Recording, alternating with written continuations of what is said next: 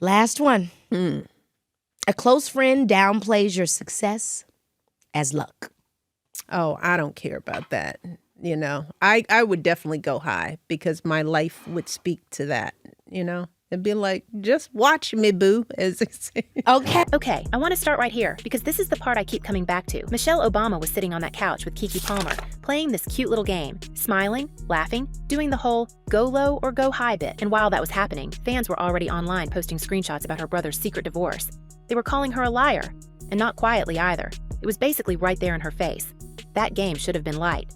2 funny women, a few hypothetical questions, some easy laughs. But then the mood around it shifted.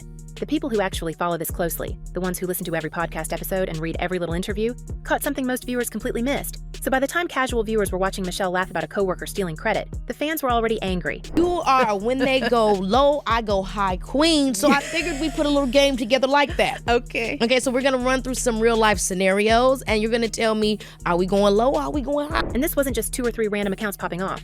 I went through it. There was a real wave of people reacting. They were leaving comments like hypocrisy, constant lies, and concealing family scandals.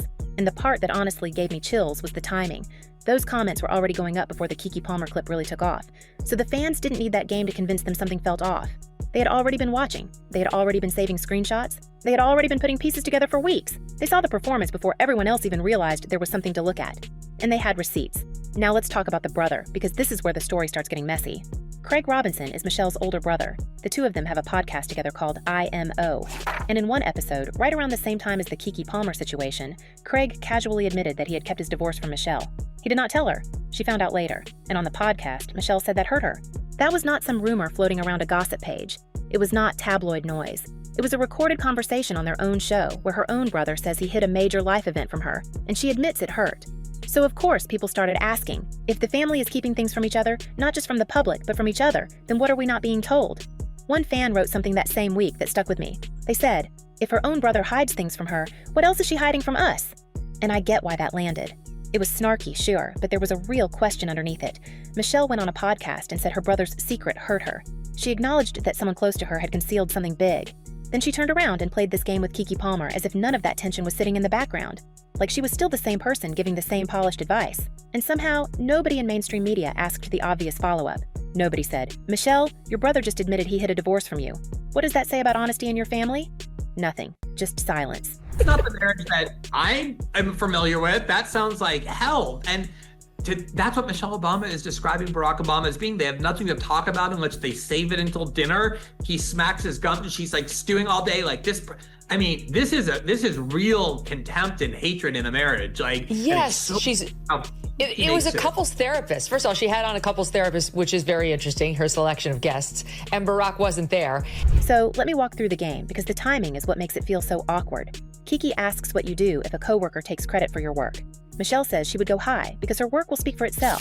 Fine. Then the next one comes up. Someone shares something you told them in private. Michelle says it depends. If it was hurtful, she might go low, but privately. Then she gets a question about being judged more for her looks than her words. She says she goes low with her team but high publicly. Then someone misinterpreting your words. She says you can go high and still check somebody with a smile. And the last one is about a close friend downplaying your success as luck. Michelle laughs and says, just watch me, boo. Cute moment, right? At least on the surface. But her brother had just talked about keeping his divorce from her. Her family had a real secret, a real concealment, something that clearly hurt her. And there she was, smiling through a hypothetical game about betrayal and private trust. That is why fans reacted the way they did. They did not have to stretch very far. The contrast was sitting right in front of them. Craig said it out loud. Michelle admitted it hurt. Then she showed up in a totally different setting and answered these betrayal questions while her real life was making the whole idea a lot more complicated. Fans started pulling the clips. They posted side-by-side comparisons. They began mocking the "watch me boo" line, not because it was hilarious, but because to them, it felt like they were the ones being played. One of the criticisms going around that week was, "Watch me boo? We watched, and we saw hiding." And that is the uncomfortable part, because the fans did have a point. They noticed something the media did not seem eager to touch. No major outlet really connected the Keke Palmer game to Craig's secret divorce. Nobody pressed Michelle about the timing. The podcast episode was treated like a sweet, vulnerable brother-sister moment. Look at them opening up. How nice.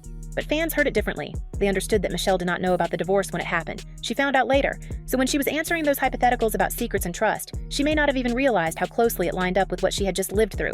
Do it in front of the team. It's like, well, what I will want to say is like the bubble. We talk about this is the answer that would shut down the presidency.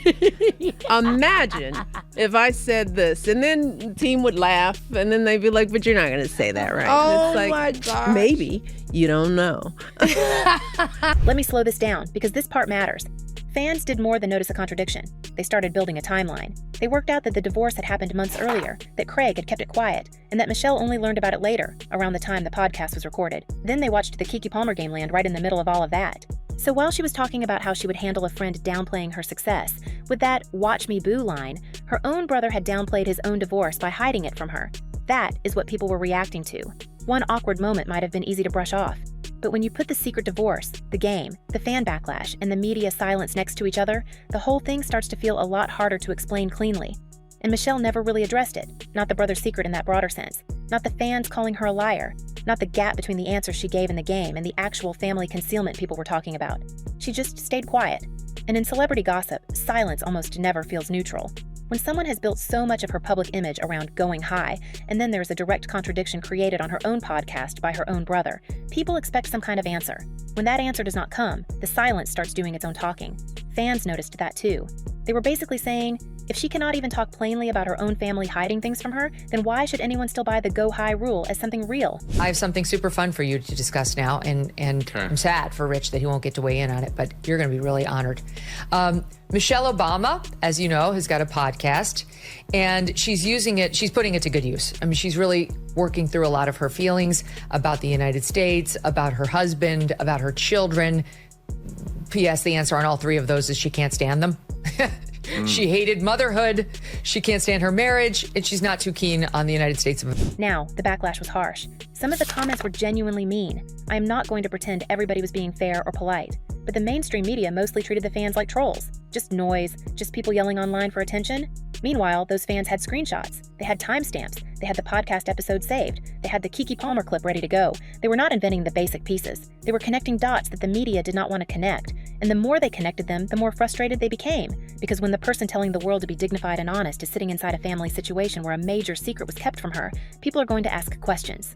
They're going to save clips. They're going to stop taking the public image at face value. And this is the part I keep thinking about. The fans were right about the brother. They found the secret divorce angle before a lot of people even knew that podcast episode existed. They spotted the concealment. They saw the space between the public performance and the private reality. So if they were right there, if they caught something that so many people missed, it naturally makes people wonder what else they noticed. And they did not stop with Craig Robinson. They kept digging. They kept taking screenshots. They kept pointing out contradictions that the official version of the story never really explained. The mainstream media ignored most of it. But the evidence did not just disappear because nobody wanted to talk about it. It stayed there. Every time Michelle gives another interview, every time she sits down for another podcast, every time she smiles through another hypothetical question, those same fans are watching. And they have not forgotten. They are still asking the same thing. If her own brother hid something from her, and she admitted it hurt, and she never really explained why that matters for the image she presents publicly, then what is that rule supposed to mean? Watch me, boo. Well, they watched. They are still watching. And that is why the story did not end when the Keke Palmer video stopped trending. The fans kept the receipts. And that question still has not gone away. This is where the story starts getting a lot stranger. The fans who picked up on the brother's secret did not just move on after that. They started watching Barack Obama's public schedule like every appearance mattered, and what they found made people uncomfortable.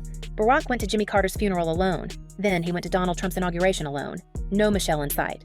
Now, to be clear, I am not saying that proves anything. There is no confirmed divorce. But once those solo appearances started piling up, the whispers got louder. Then, Jennifer Aniston had to publicly deny that she was dating Barack. A major celebrity had to respond because the rumor mill had gotten that loud. Her denial did not confirm an affair, obviously, but it did show that the rumors had traveled far enough for someone completely outside the marriage to get dragged into answering them. About Jen and Barack is that there is no truth. There is it no is truth. Untrue. You know Barack Obama. I've met him once. Met him once. I know Michelle more than him. What is there a truth about you and Michelle that we should know? That is not true. So how did the Obamas respond to all of that? Barely at all. Barack posted for Valentine's Day. Nice photo, sweet caption, something about Michelle still taking his breath away. Cute enough, sure. But that is not the same thing as a denial. It is a holiday post. A real denial would be direct. It would be clear. It would sound more like, we are not getting divorced and these rumors are false. Instead, people saw silence, more solo public appearances, and Jennifer Aniston somehow having to clean up a rumor she did not even start. Fans noticed that. They could tell the difference between a straight answer and a soft brush-off.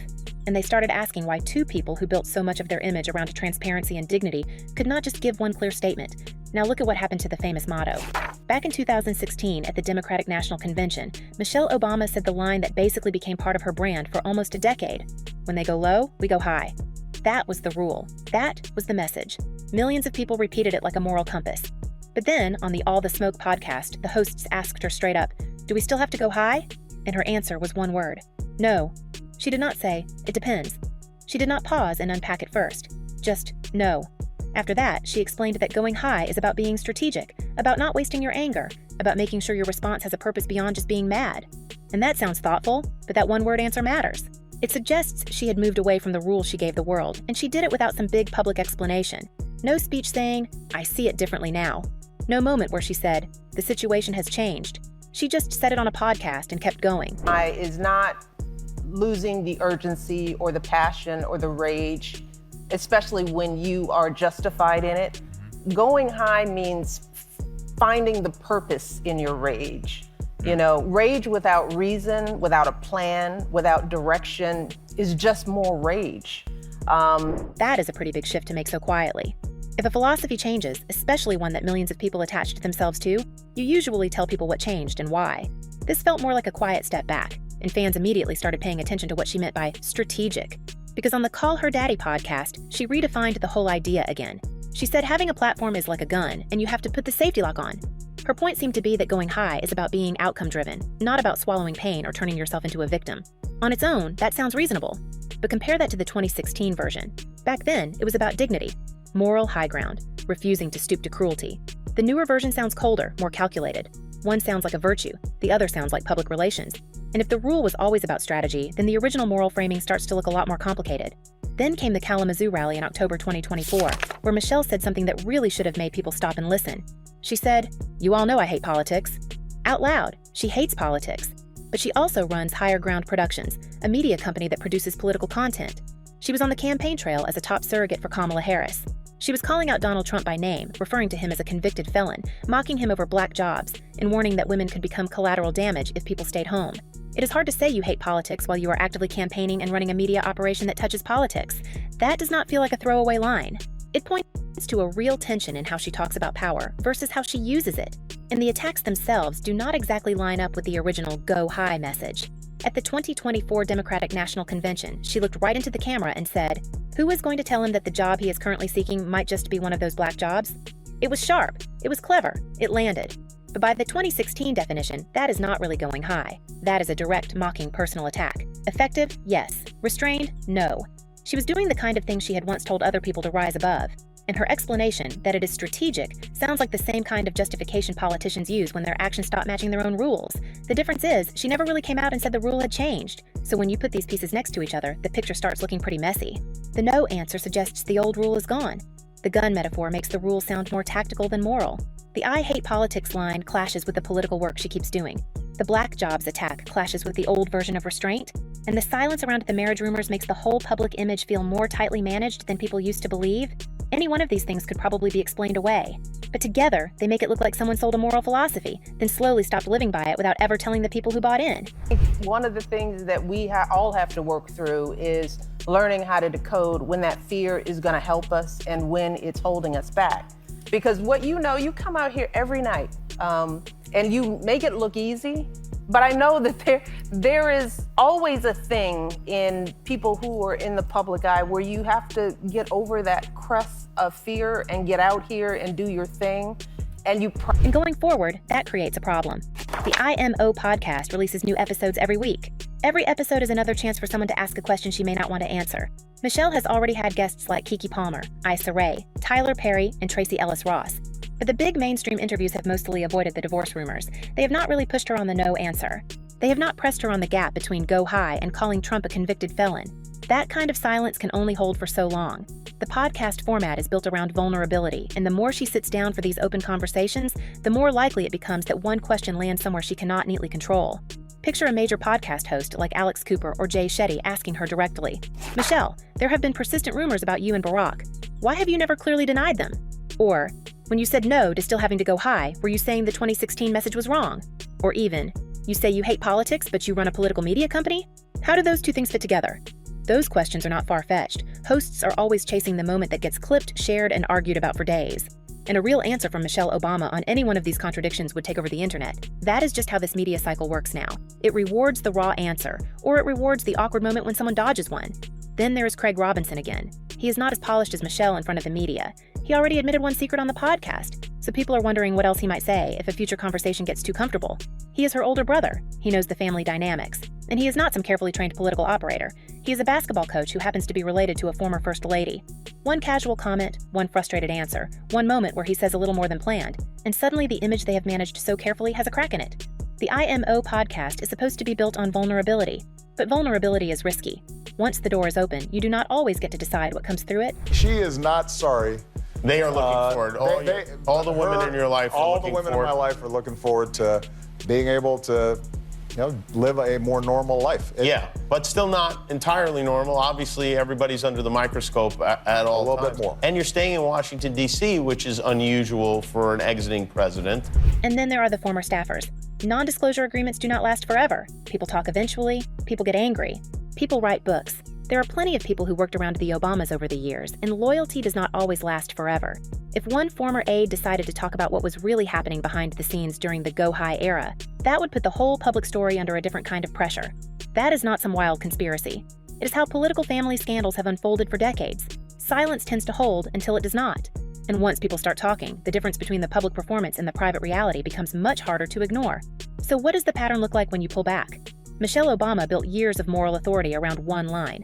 She asked people to trust her judgment, her dignity, and her family values.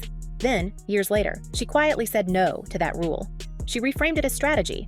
She went after opponents in ways the original version would have seemed to reject. She said she hates the very political world she still operates inside. And through all of that, she never really looked into a camera and said, "I changed my mind. This is why. This is what I believe now." Staying quiet in that situation is not some neutral middle ground. It is a choice, and people can see it.